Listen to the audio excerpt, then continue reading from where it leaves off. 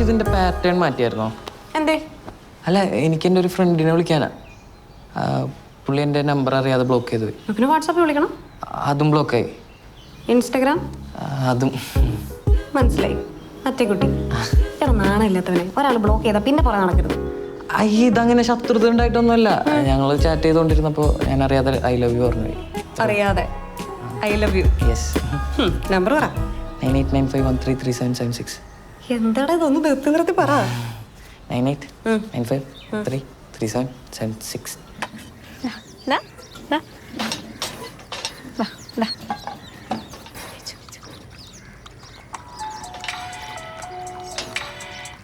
Hello. Hi Aparna, ഞാൻ സംഗീത. മോളുടെ കട്ട ഫാൻ രോഹിതിൻ്റെ ചേച്ചിയാ.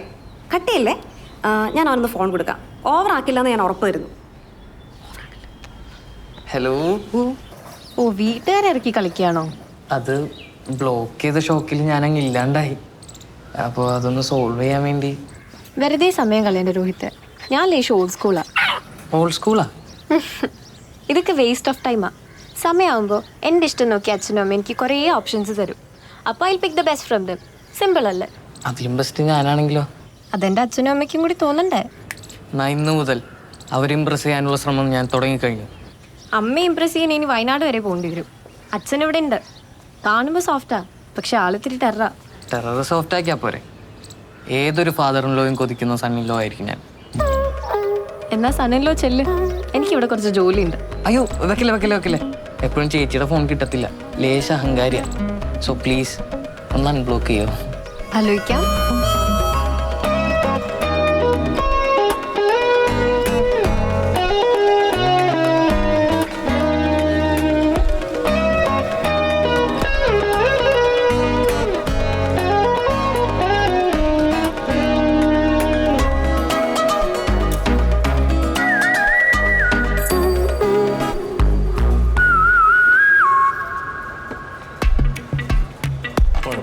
പോണു. ഇത്ര പെട്ടെന്ന് ഇങ്ങനെ ഒരു ഗ്രോത്ത് ഞാൻ പ്രതീക്ഷിച്ചില്ല. അല്ലെങ്കിൽ നല്ലത് തിരിച്ചറിയാൻ നമ്മുടെ മലയാളികൾക്ക് അറിയാം സർ. ഇത്തിരി ക്ഷമയോടുകൂടി കാത്തിരിക്കണമെന്ന് മാത്രം. നന്ദൻ, പ്രവാസി മല്ലിപ്പൊടി ഉണ്ടോ?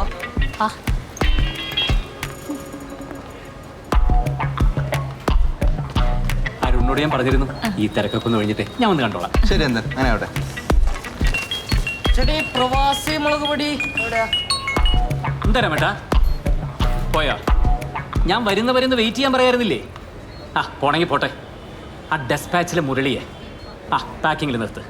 ഓ, നന്ദി കെട്ട വർഗങ്ങൾ. എന്തൊരു സാറേ? ഫാക്ടറിയിലൊരു പയ്യൻ കമാന്നൊരു അക്ഷരം പറയാതെ അങ്ങ് മുങ്ങിക്കളഞ്ഞേ. ഈ നാട്ടുകാർക്ക് ഒരു ഗുണമായിക്കോട്ടെ എന്ന് വിചാരിച്ചിട്ടാണ് ചുറ്റുവട്ടത്തുള്ളവരൊക്കെ ജോലിക്ക് വെച്ചത്. പക്ഷെ ആത്മാർത്ഥത എന്ന് പറഞ്ഞൊരു സാധനം ഒരെണ്ണത്തിനില്ല. നമ്മളിവിടെ മറുനാട്ടുകാരെ പണിക്ക് വയ്ക്കാറുള്ളൂ. അതാ ബെസ്റ്റ്. ഇനി വല്ല ബംഗാളികളോ ബീഹാറികളോ പണി അന്വേഷിച്ചോട് വരികയാണെങ്കിൽ ഒന്നങ്ങോട്ടേക്ക് അയച്ചേക്കണേ. ഇതാ സാറ് വെച്ച പ്രവാസി. പ്രവാസിയോ? ഏത് പ്രവാസി? ഞാൻ ചോദിച്ചില്ല. അവിടെ തന്നെ കൊണ്ട് ചോദിച്ചു. അക്ഷയ സൂപ്പർ മാർക്കറ്റ്, ഇരുമ്പുപാലം, ആലപ്പുഴ. ആ രാജീവൻ സൂരജൊക്കെ ഇവിടെ. അവർ രണ്ടുപേരും ലീവാക്കിന്നേ.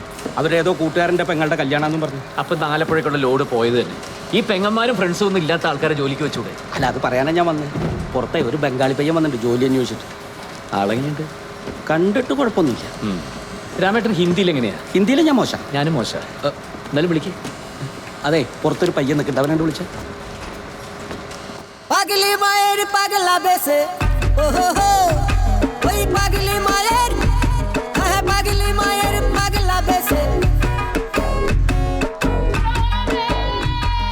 পাগল হয়ে যাব আমি, পাগল হয়ে যাব. അദ്ദേഹം ഈ സ്ഥാപനത്തിന്റെ ഓണർ. നമസ്തേ സാർജി.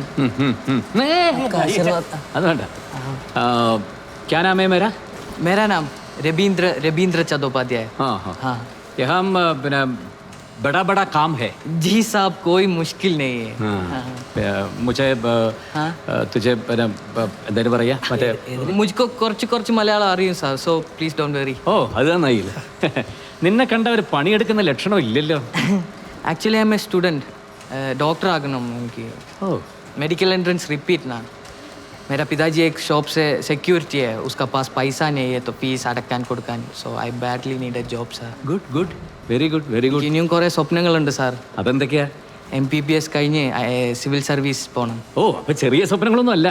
ഇതിലും വലിയ ബഡാ സ്വപ്നങ്ങളൊക്കെ ഉണ്ട് സാർ. അതെന്താ ബഡാ സ്വപ്നം? അത് IAS കഴിഞ്ഞ് MBBS കഴിഞ്ഞ് ആപ്കാ സാത്ത് ബോലേഗാ.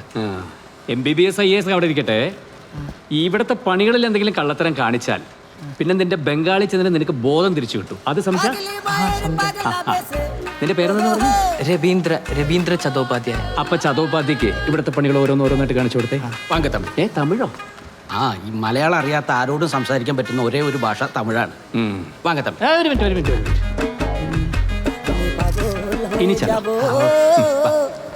அது வந்து முதல்ல இதெல்லாம் பேக் பண்ணு.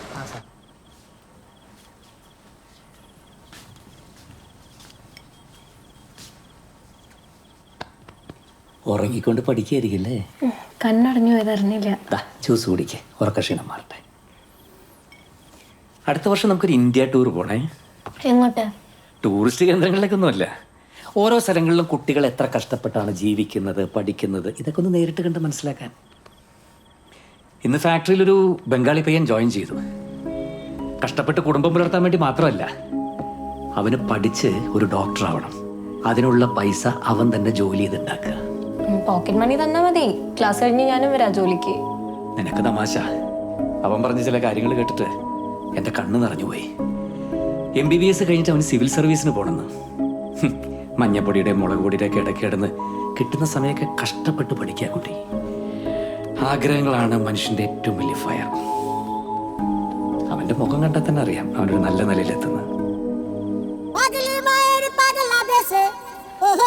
ഇയാളുടെ പേരെന്താ? രവീന്ദ്ര ചതോപാധ്യായ. ടാഗോറിന്റെ നാട്ടുകാരനല്ലേ, ആ ഓർമ്മക്കിട്ട പേരായിരിക്കും. അതിൻ്റെ ഒരു ഐശ്വര്യമുണ്ട്. കുടിച്ചോ, എന്നിട്ട് പഠിച്ചോ.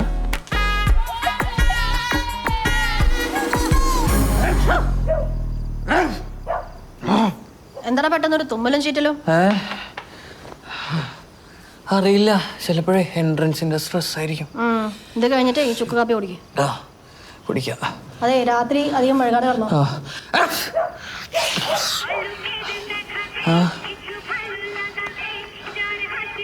ഹലോ, തുമ്മി കേമോ നാച്ചോ? തുമ്മി കേമോ നാച്ചോന്ന്. ചതോപാധിക്ക് ബംഗാളി മനസ്സിലാവില്ലേ? മനസ്സിലായി. ഉച്ച മുതൽ തുമ്മിക്കൊണ്ടിരിക്കുകയാണ്. തല്ലുകൊള്ളുമ്പോ കരയാനുള്ള ബംഗാളിയെങ്കിലും പഠിച്ചു വെച്ചോ ചതോപാധ്യായെ. ഫാദറിലോ ഭയങ്കര പാവ. എന്നൊരു ലോഡ് സ്നേഹം ഞാൻ പൊടിച്ചു കൊടുത്തിട്ടുണ്ട്. എന്നിട്ട് ഇനി ബംഗാളിയായി ജീവിക്കാനാണോ ഉദ്ദേശം? കുറച്ചാലും മാത്രം. ഈ മോനൊരു മലയാളിയായിരുന്നെങ്കിൽ എന്ന് അദ്ദേഹം ആഗ്രഹിക്കുന്ന ആ നിമിഷം ഞാൻ സത്യം പറയും. മിക്കവാറും അതാവും തന്റെ അവസാനത്തെ നിമിഷം. കുട്ടി പേടിപ്പിക്കാൻ നോക്കണ്ട, ചതോപാധ്യ കുലിങ്ങില്ല. ഓ സോറി, അതിവിടെ തുമ്മിയതാ. ശരി, അപ്പൊ ജീവനോടെ ബാക്കിയുണ്ടെങ്കിൽ വീണ്ടും കാണാം. Good night.